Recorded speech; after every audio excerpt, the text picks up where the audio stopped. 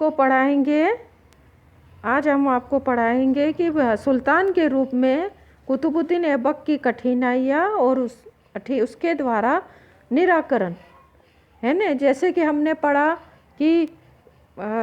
हमने पढ़ा था कि मोहम्मद गौरी जो है वहाँ गौर से आया और उसने जिस तरह से भारत में तराइन के युद्ध में जीता था, फिर कन्नौज के युद्ध में जयचंद को परास्त किया था। तो उसके बाद जो है उसने मतलब और भी प्रदेशों को जीता था। तो उन प्रदेशों को जीत करके ये कुतुबुद्दीन ऐबक जो उसका दास था, जिसको उसने खरीदा था, उसको मतलब संभालने के लिए दे देता था और वो गजनी चला जाता था और गजनी में ही रहता था। भारतीय प्रदेशों की देखरेख जो है कुतुबुद्दीन ऐबक करता था। वो उसको अपने बच्चे के समान मानता था और बहुत अधिक विश्वास करता था, क्योंकि वो निसंतान था मोहम्मद गौरी। अब जो हम बताएंगे कि भारतीय प्रदेशों को जब मोहम्मद गौरी की मृत्यु हो गई, क्योंकि उसकी हत्या कर दी गई थी खोखरों के द्वारा। तो उसके बाद उसके जो भारतीय प्रदेश हैं उसको कौन संभालेगा, तो ये जिम्मेदारी थी।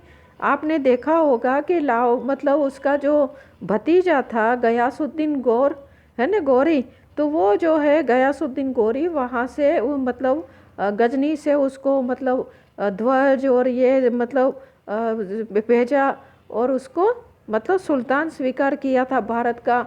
और लाहौर में उसका पहला अभिषेक हुआ था। उस समय उसको लाखों रुपए का दान दिया था लोगों को, इसलिए लाखा बख्श की उपाधि मिली थी।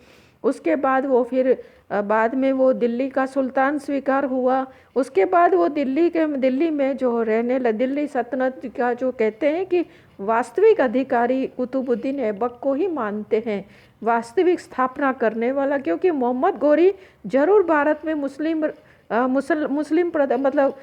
मुस्लिम शासक वो था कि जिसने भारतीय प्रदेशों को जीता था, लेकिन संभालने का काम जो है उसकी दायित्व जो था वो कुतुबुद्दीन ऐबक निभाता था। अब जो है उसकी कठिनाइयाँ कुतुबुद्दीन की ये आई कि भारतीय प्रदेशों को गजनी और गौर से विच्छेद करके उसने एक स्वतंत्र तुर्की राज्य की स्थापना करनी थी। क्योंकि गौर शासक गयासुद्दीन महमूद जो मोहम्मद गौरी का भतीजा था, उसकी जो भतीजा था, और आप जानते हैं कि वो बिल्कुल अयोग्य शासक था, है ना, और उसमें इतनी काबिलियत नहीं थी। तो इसलिए ख्वारिज्म का शाह जो था, ये ईरान में है, ख्वारिज्म का ख्वारिज्म के में शाह की शत्रुता इसको ऐसा उस स्थिति पर ले जा सकती थी, किसको, गयासुद्दीन गौरी को, कि वो गौर साम्राज्य का अंत कर सकता था। तो यदि कुतुबुद्दीन ऐबक भारत को गजनी और गौर के साथ मिला देता, तो हो सकता था कि भारत की तरफ भी ख्वारिज्म के शाह के आक्रमण का खतरा मंडरा जाता। इसलिए कुतुबुद्दीन ने भारत में तुर्की सल्तनत को बनाए रखने के लिए गजनी दूत भेज करके संदेश भेजा कि वो भारत को स्वतंत्र राज्य मान ले और उसको भारत का सुल्तान बना ले और ख्वारिज्म के शाह के विरुद्ध उसकी सहायता करेगा। तो ये क्या गयासुद्दीन तो जानता था, मैंने ये बात बता दी है क्योंकि उसको स्वीकार कर दिया था। अब बार बार दोहराने से कोई मतलब नहीं है, शासक स्वीकार कर दिया था। तो चिन्ह और ध्वज भेज करके जो उसको उपाधि दी थी, ये सब मैंने आपको बता दिया है। तो इस तरह से कुतुबुद्दीन जो है उसका निराकरण करने के लिए उसकी पहली कठिनाई तो ये थी, तो जो मैंने आपको बताई, उसकी समस्या का निराकरण जो आपने देखा कि किस तरह से उसने भारत को गजनी और गौर से अलग रखा ताकि ख्वारिज्म का शाह भारत पर आक्रमण नहीं कर सके, है ना।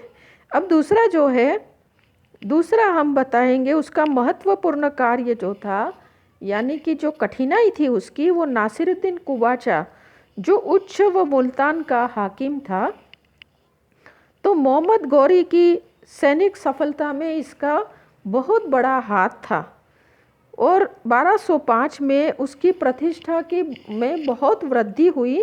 तो जब 1206 में मोहम्मद गोरी को खोखरों ने मतलब दमयक, सिंध के एक दमयक करके एक स्थान पर उसको मारा था, तो उसकी मृत्यु के बाद वह उल्छ और मुल्तान का स्वतंत्र शासक बन चुका था और वो मौके की तलाश में था कि वह कब भारत की तरफ प्रस्थान करके भारत को जीत ले, भारतीय प्रदेश, उन प्रदेशों को जीते जिसको मुइजुद्दीन या मोहम्मद गोरी ने जीते थे और कुतुबुद्दीन संभाल रहा है इस बार। तो वो क्या है, उस अगर ऐसा वो इस तरह से वो सोच रहा था, लेकिन कुतुबुद्दीन बड़ा चालाक था, बहुत योग्य और महत्वाकांक्षी था। उसने सोचा कि अगर इसके पहले ही वो कुछ करे, यानी कि नासिरुद्दीन कुबाचा कुछ करे, उसके पहले ही उसने अपनी बहन का विवाह जो है इससे नासिरुद्दीन कुबाचा से करा दिया और कुबाचा ने कुतुबुद्दीन का आधिपत्य स्वीकार कर लिया।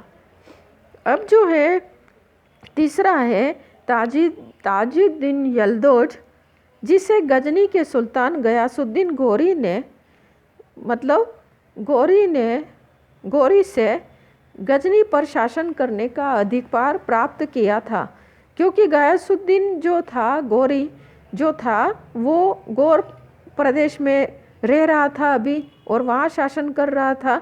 तो वो भारत पर अधिकार करने के उद्देश्य से पंजाब की तरफ बढ़ा। कौन बढ़ा पंजाब की तरफ? ताजुद्दीन यल्दौज।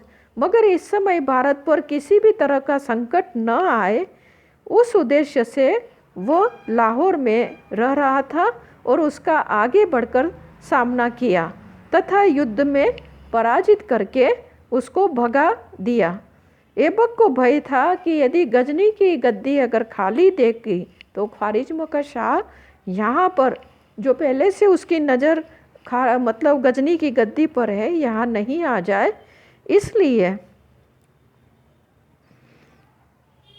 इसलिए वो चाहता था कि वो गजनी चला जाए अभी फ़िलहाल थोड़े दिन के लिए। तो वो क्या हुआ कि गजनी के नागरिकों ने भी कुतुबुद्दीन को आमंत्रित किया कि भाई आ जाओ हो यहाँ पर अब थोड़े मतलब। तो ये गजनी जाकर के ऐबक ने उस समय अधिकार कर दिया। लेकिन मिन्हाजुस्सिराज जो है, मैंने यहाँ तक तो आपको उस पहले वाले रिकॉर्ड में बताया था कि मिन्हाजुस्सिराज जो कहते हैं कि ऐबक जो है वो गजनी चला गया और अपने सैनिक कर्तव्य को भूल गया, विजयी उत्सव और रंगरलियों में व्यस्त हो गया। लेकिन हम ये सोचते हैं कि ऐबक जैसा महान अनुभवी राजनीतिक शासक था, जो बहुत वीर सेना नायक था, वो ऐसे दायित्व को कैसे भूल सकता है। तो उसके व्यवहार को मतलब गजनी के लोगों ने पसंद नहीं किया और उस समय कहते हैं, जैसे कि मिन्हाजुस्सिराज लिखता है कि वो वापस यल्दौज को गजनी की तरफ बुलाना चाहते थे और उन्होंने बुलाया। तो यल्दौज जो था गजनी गया तो कुतुबुद्दीन घबरा करके भारत आ गया। अब जो है यल्दौज ने गजनी पर पुनः अधिकार कर लेने से, है ना, यल्दौज के गजनी पर पुनः अधिकार कर लेने से उसके भारत की तरफ बढ़ने का खतरा और मंडराने लगा। तो अब कुतुबुद्दीन और चिंतित हो गया। तो उसने क्या किया कि अपनी पुत्री का विवाह किससे? ताजुद्दीन यल्दौज से करके और उसको उससे संबंध स्थापित कर दिया। तो इस प्रकार युक्तिपूर्वक उसने कुतुबुद्दीन ने अपनी सिंहासन पर बैठने के बाद जो कठिनाइयाँ आई, ये है ना, इन कठिनाइयों का उसने निराकरण किया। अब जो हम तीसरी कठिनाई जो कुतुबुद्दीन ऐबक की थी, वो अली मर्दान खां जो बंगाल या लखनौती का शासक था। ये 1206 में ये इसने क्या किया कि मोहम्मद बख्तियार खिलजी जो बंगाल में शासन, लखनौती में शासन स्थापित कर दिया था, उसका वध कर दिया और वो खुद बंगाल का स्वामी बन गया। कौन? अली मर्दान खां। तो उसने बंगाल के खलजी सरदार जो है, उस समय क्या हुआ कि अली मर्दान खां को ये पसंद नहीं करते थे। कौन? बंगाल के खिलजी सरदार, क्योंकि उसे घृणा करते थे कि इसने हमारे शासक स्वामी मोहम्मद बख्तियार खिलजी की हत्या कर दी है। इसलिए इन लोगों ने किसको, इसको पकड़ करके कैद कर दिया, किसको, अली मर्दान खां को, और मोहम्मद शिरान को वहाँ का शासक बना लिया। अली मर्दान खां किसी तरह से कैद से भागकर दिल्ली आया तथा ऐबक से सहायता मांगी, परंतु ऐबक उस समय बहुत व्यस्त था, इसलिए पर्याप्त ध्यान नहीं दे सका। लेकिन उसने खर्ची सरदारों की शक्ति का दमन करने के लिए एक सेना जरूर कयाज रूमी के नेतृत्व में बंगाल भेजी और युद्ध में उनको परास्त किया, और अंत में खिलजी सरदारों ने ऐबक का प्रभुत्व स्वीकार कर लिया। तत्पश्चात जो है अली मर्दान खां को बंगाल का शासक नियुक्त करके उसे कहा कि तुम्हें दिल्ली में मतलब वार्षिक कर जो है वो भेजना पड़ेगा, और इस प्रकार से बंगाल या लखनौती पर दिल्ली सुल्तान यानी कुतुबुद्दीन ऐबक का अधिकार हो गया। चौथा जो है मुइजुद्दीन जो मोहम्मद घोरी ने भारत के अनेकों हिंदू राज्यों को जीत कर उसने अधिकार कर लिया था, और वो मतलब उनको वो कुतुबुद्दीन को संभालने दिया था। तो जैसे ही मुइजुद्दीन यानी मोहम्मद घोरी की मृत्यु हो गई तो उन शासकों ने, जो हिंदू राजाओं ने, उन प्रदेशों पर वापस अधिकार कर लिया। जैसे कि चंदेल के राजा त्रिलोक्य वर्मा ने कलिंजर को वापस जीत लिया, अधिकार कर लिया। प्रतिहारों ने भी पुनः ग्वालियर को जीत करके अधिकार कर लिया। लेकिन कुतुबुद्दीन ऐबक उसके पहले आकर के उनका दमन करता। उसके पहले ही मतलब 1210 ईस्वी में लाहौर में जब वो पोलो खेल रहा था, चौगान भी कहते हैं पोलो को, और पोलो को चौगान भी कहते हैं, जो घोड़े पर बैठ करके एक स्टिक से नीचे एक बड़ी बॉल होती है उसको यूँ ले जाते हैं, और वो इस तरह से ये खेल बहुत पुराना है। तो ये मतलब इस तरह से खेल रहा था तो वो घोड़े से गिर गया और वहीं पर उसका दम निकल गया, यानी कि मृत्यु हो गई, और उसको लाहौर में ही दफना दिया गया। अब हम है कुतुबुद्दीन ऐबक का मूल्यांकन करेंगे तो हम पाएंगे कि कुतुबुद्दीन ऐबक, मैं ज़रा लिखना भूल गई, यहाँ से आप थोड़ा सा लिख देंगे कि ये जगह भी काफ़ी मैंने स्पेस खाली रखा है। कुतुबुद्दीन ऐबक का मूल्यांकन लिख लेना बेटे। तो वो एक योग्य और कुशल सेना नायक था। दान करने की चर्चा उसके बहुत प्रसिद्ध है पूरे भारत में कि उसको, क्योंकि उसने लाहौर में गद्दी पर बैठते ही लाखों रुपए का दान दिया था। वो एक साधारण गुलाम था, दास था, और अपनी योग्यता के बल पर वो दिल्ली के सिंहासन तक पहुंचा था। तो भारत में तुर्की साम्राज्य की स्थापना या दिल्ली सल्तनत की स्थापना करने वाला पहला सुल्तान था, क्योंकि मोहम्मद घोरी जरूर आया था, भारत के प्रदेशों को जीता था, सब किया था, लेकिन सारे प्रदेशों को जो है वहाँ कुतुबुद्दीन ऐबक के हवाले करके वो गजनी में रहता था। इसलिए भारतीय प्रदेशों की जो रेख देख है वो कुतुबुद्दीन ही करता था। तो वो योग्य सेना नायक के साथ साथ साहित्य और कला, यानी कि सभी तरह की जो भी कला है, स्थापत्य कला का उसका बड़ा प्रेम था, वास्तुकला भी कहते हैं, तो उसमें वो रुचि रखता था। तो उसके दरबार में हसन निजामी थे, और दूसरा कौन था, फ़खरे मुदबिर करके एक विद्वान थे जो उसके दरबार में रहते थे और साहित्य लिखते थे। और जो है कुतुबुद्दीन ने दिल्ली में रहते थे, तो ऐसे विद्वान उसके दरबार में शरण पड़ते थे। कुतुबुद्दीन ने दिल्ली में कुव्वतुल इस्लाम मस्जिद बनाई थी। दिल्ली में हम जो मेहरौली जाते हैं जहाँ कुतुब मीनार है, वहाँ पर उसने कुव्वत इस्लाम मस्जिद बनाई थी। मैं दूसरी बात एक और लिखना भूल गई बेटे, आप उसको इसमें आप ध्यान दे देना, लिख लेना कि कुतुबुद्दीन ऐबक ने कुतुब मीनार भी बनाया था। दिल्ली में मेहरौली में कुतुब मीनार बनाया था। ये कुतुब मीनार अपने जो उस्ताद थे, यानी अपने गुरु जो थे और प्रमुख भारत के संत थे, कुतुबुद्दीन बख्तियार काकी जो थे, उनके नाम पर कुतुब मीनार बनाई थी, है ना। तो कोई भी पूछे, क्योंकि उसने अपने नाम से नहीं बनाई, उसका नाम भी कुतुबुद्दीन था लेकिन अपने नाम से नहीं बनाई, अपने अपने गुरु को और भारत के जो संत थे कुतुबुद्दीन बख्तियार काकी, उसको सम्मान देने के लिए इसने कुतुब मीनार बनाया था। अभी उसने दो ही मंजिल बनाई थी और उसकी मृत्यु हो गई। तो ऊपर की मंजिल जो है वो उसके दामाद या उसके दास इल्तुतमिश ने बनाई थी, और उसके मतलब बाद में जो है उसके ऊपर बिजली गिरी थी।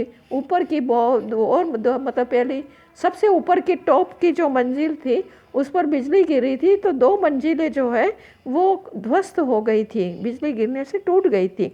तो तब क्या हुआ कि उस समय फिरोज शाह तुगलक भारत का में दिल्ली में शासन कर रहा था, उसने उसको वापस बनाई थी। तो हम कुतुब मीनार को जब भी देखेंगे तो ऊपर की 2 मंजिलें वो बिल्कुल अलग दिखती है। इसका स्थापत्य निर्माण जो है वो बाद में हुआ है और ये पहले बनी है। और तो ये कहते हैं कि अभी 2 ही मंजिल बनी थी कि उसका देहांत हो गया पोलो खेलते हुए, इसलिए उसका काम अधूरा रह गया। अब जो है तो उसको पूरा उसके दामाद ने कराया। अब जो मैं एक और बताती हूँ कि कुतुबुद्दीन ऐबक ने अजमेर में 2.5 दिन का झोपड़ा बनाया था। 2.5 दिन का झोपड़ा इसलिए कहा जाता है क्योंकि वहाँ पर 2.5 दिन का बाज़ार लगता था। 2.5 दिन में तो कोई मतलब मस्जिद नहीं बना सके, क्योंकि 2.5 दिन का झोपड़ा जो है एक मस्जिद है। तो इतने कम समय में तो कोई मस्जिद नहीं बना सकता, तो उसने वो मतलब जो है वहाँ बाज़ार लगता था, इसलिए उसको 2.5 दिन का झोपड़ा मस्जिद कहते हैं, वो मस्जिद बनाई थी। इस तरह से हमने आज जो है कुतुबुद्दीन की मृत्यु के बाद उसका दास या दामाद जो है, मृत्यु जब हो गई और उसका दामाद जो है या दास कहते हैं, गुलाम वंश का दूसरा शासक इल्तुतमिश जो है वो दिल्ली सल्तनत पर के सिंहासन पर बैठा। ऐसे कहते हैं कि अगर इसका ये इल्तुतमिश नहीं होता तो शायद उसका मोहम्मद गौरी का और उसके कुतुबुद्दीन का जो जीते हुए प्रदेश थे, जिसको कुतुबुद्दीन ऐबक ने इतने मेहनत से उसको वो किया था, व्यवस्थित किया था, वो छिन्न भिन्न हो जाता। लेकिन इसका दास जो इल्तुतमिश था बड़ा वीर था, योग्य था, इसने उसको वापस इसको संभाला, जिम्मेदारी ली और गुलाम वंश का दूसरा शासक बन गया। थैंक यू बेटे।